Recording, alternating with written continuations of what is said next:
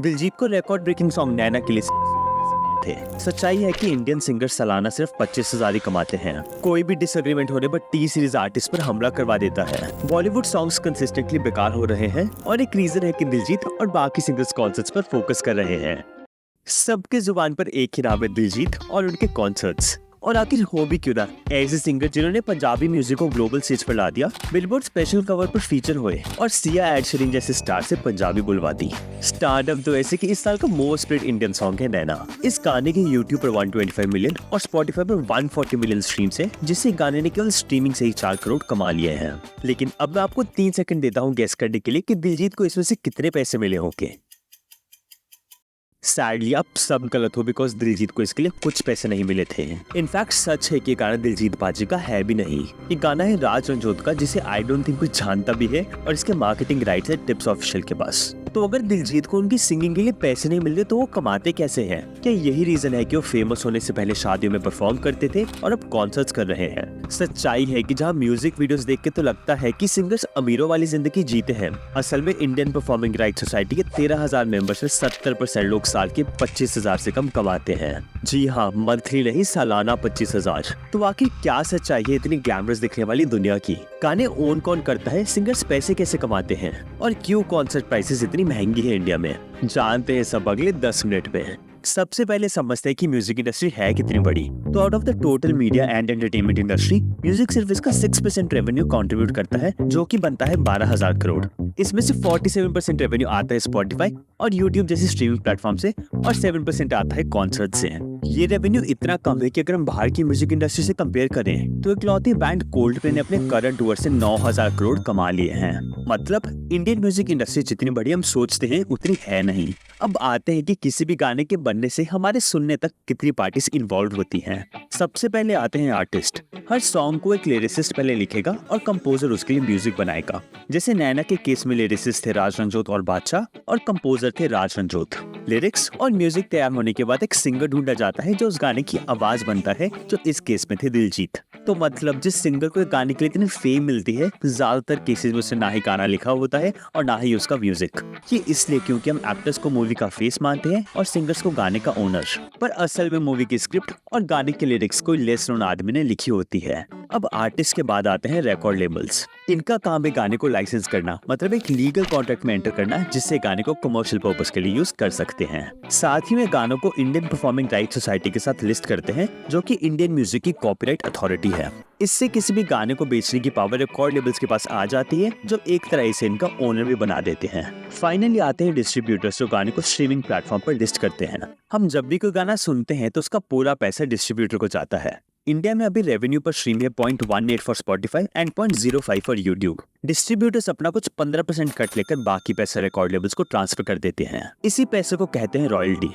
अब सच्चाई है कि म्यूजिक लेबल से सारा पैसा खुद रख लेते हैं। लिरिसिस्ट और कंपोजर जो गाने के असली ऑथर्स हैं, उन्हें बस वन टाइम पेमेंट दी जाती है, रिगार्डलेस गाना कितना भी हिट क्यों ना हो।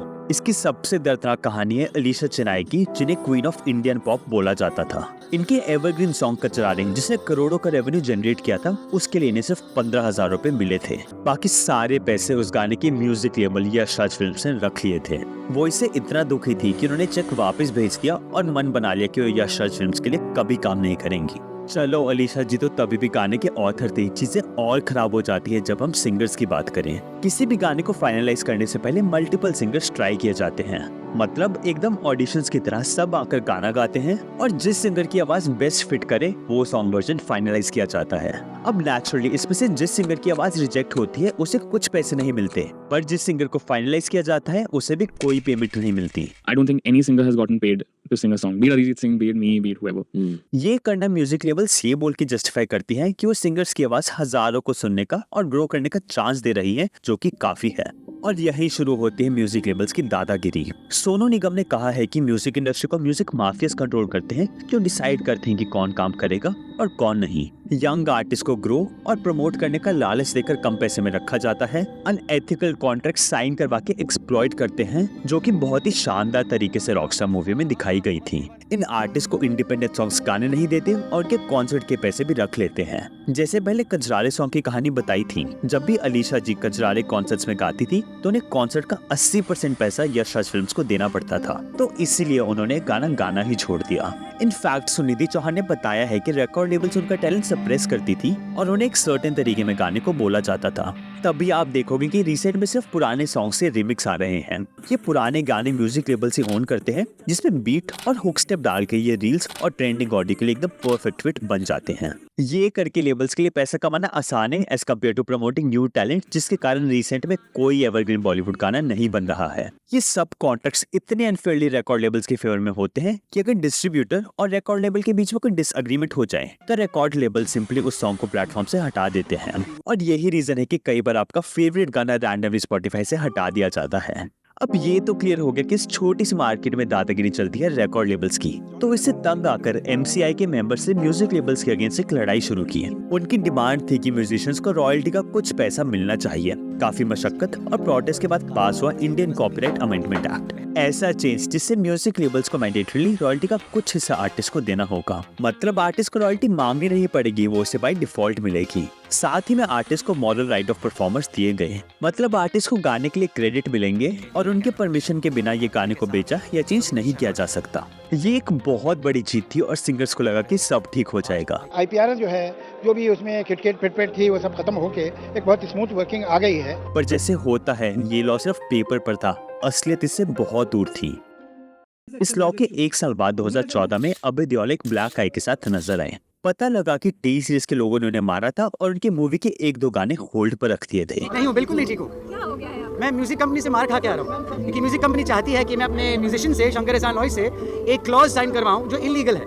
इनफैक्ट आज भी सिंगर्स को रॉयल्टी नहीं मिलती है। लॉ में लूप होल्स निकाल के इसे बाईपास किया जाता है या कॉन्ट्रैक्ट इतना कॉम्प्लेक्स ड्राफ्ट किया जाता है कि किसी सिंगर को पता ही नहीं कि रॉयल्टी क्लेम कैसे करें। तो आखिर इतने सब के बाद भी सिंगर्स लेबल्स को क्यों साइन करते हैं? वेल, अगर हम कोई भी फेमस बॉलीवुड सिंगर देखें, उन्हें फेम किसी न किसी लेबल से जुड़ने पर ही मिला था। सोनू निगम आज के सबसे फेमस सिंगर, उनके फर्स्ट हिट सॉन्ग के पीछे था टी सीरीज, और इसका रीजन काफी ऑब्वियस भी है। अकेले सक्सेसफुल बनना बहुत मुश्किल और टाइम वाला काम है। म्यूजिक लेबल्स के पास रिसोर्सेज, फाइनेंस और एग्जिस्टिंग फैन बेस से जो न्यू कमर्स का करियर मेक और ब्रेक कर सकते हैं। इनफैक्ट कई फॉरेन सिंगर्स जैसे कि माइकल जैक्सन, वन डायरेक्शन और जस्टिन बीबर सब रिकॉर्ड लेबल्स के कारण ही फेमस हुए थे। ऊपर से रिकॉर्ड लेबल्स बोलते हैं कि एक अनसेट अंडरस्टैंडिंग है कि वो सिंगर्स पर इतना पैसा लगा रहे हैं तो गाने की अर्निंग्स लेबल्स को ही मिलनी चाहिए, और सिंगर्स जब फेमस हो जाएं तो कॉन्सर्ट्स करके पैसे कमा सकते हैं। और ये सब कोई नई चीज नहीं है, ये अरसों से चल रही है। अगर आपने चमकीला मूवी देखी है तो उसमें दिखाया जाता है कि अखाड़ों का सारा पैसा मैनेजर सकते थे और सिंगर्स को सिर्फ कुछ पैसे मिलते थे, और ये तब तक चला जब तक चमकीला ने अपना खुद का अखाड़ा नहीं खोल लिया। और ऐसा ही हो रहा है आज की म्यूजिक इंडस्ट्री में। I moved on from Bollywood. I was like, there's nothing left here for me as an artist because मेरे को खुशी नहीं है। सिंगर्स ने म्यूजिक लेबल से डिस्टेंस मेंटेन करना शुरू कर दिया है और इंडिपेंडेंट सिंगिंग पर फोकस कर रहे हैं। तभी आप देखोगे कि रिसेंट टाइम्स में इंडी सॉन्ग्स बहुत फेमस हो रहे हैं। ये बेसिकली वो गाने हैं जो लिमिटेड बजट पर बने हैं, किसी लेबल से जुड़े नहीं हैं, खुद म्यूजिक और लिरिक्स लिखते हैं और गाना बनने पर डायरेक्टली स्ट्रीमिंग प्लेटफॉर्म पर डाल देते हैं। इसमें सिंगर्स के पास पूरा कंट्रोल है और वो अपने काम के साथ क्रिएटिव हो सकते हैं। तभी इंडी सिंगर्स जैसे कि प्रतीक कुहाड़, येलो डायरी, मित्रास और तलविंदर बहुत तेजी से ग्रो कर रहे हैं। तो all in all Indian musicians के पास पैसे कमाने के सिर्फ 2 ही तरीके हैं, या इंडिपेंडेंट म्यूजिक बनाओ या कॉन्सर्ट्स में परफॉर्म करो, और इन दोनों ही कैटेगरीज के बादशाह बन रहे हैं Punjabi singers. Independent singing is the next future, ये दिलजीत, करण औजला और ए.पी. ढिल्लों ने दर्शा दिया है। इनफैक्ट पूरी पंजाबी म्यूजिक इंडस्ट्री स्टार्टिंग से ही इंडिपेंडेंट रही है। खुद म्यूजिक बनाते हैं, शोज करते हैं और पैसे कमाते हैं। सिंगर्स को पता है कि उन्हें सक्सेसफुल होने के लिए कुछ अलग और अनोखा करना होगा, और जब खुद का फ्यूचर स्टेक पर हो तो हर इंसान 100% देता है। शायद तभी हमें पंजाबी म्यूजिक से इतने हिट और एवरग्रीन सॉन्ग्स मिलते हैं।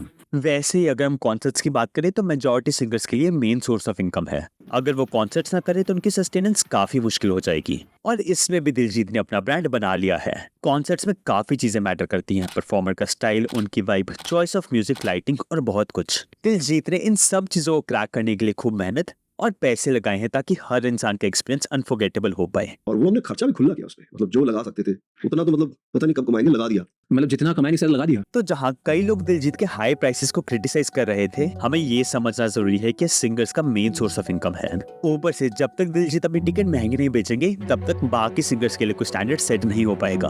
क्योंकि अगर एक ग्लोबल स्टार होकर अपनी टिकट 500,000 की रखेंगे, बाकी छोटे आर्टिस्ट किस मुंह से ज्यादा पैसे मांग सकते हैं? उन्हें प्राइसेस इससे काफी कम रखने होंगे, which again brings us back to the point कि वो कुछ कमा नहीं पाएंगे और सस्टेनेंस के लिए छोटी गिग्स करनी पड़ेंगी। दिलजीत ने खुद सस्टेनेंस के लिए काफी सालों तक शादी में परफॉर्म किया था और अब 22 साल के बाद उन्हें फेम मिल रही है।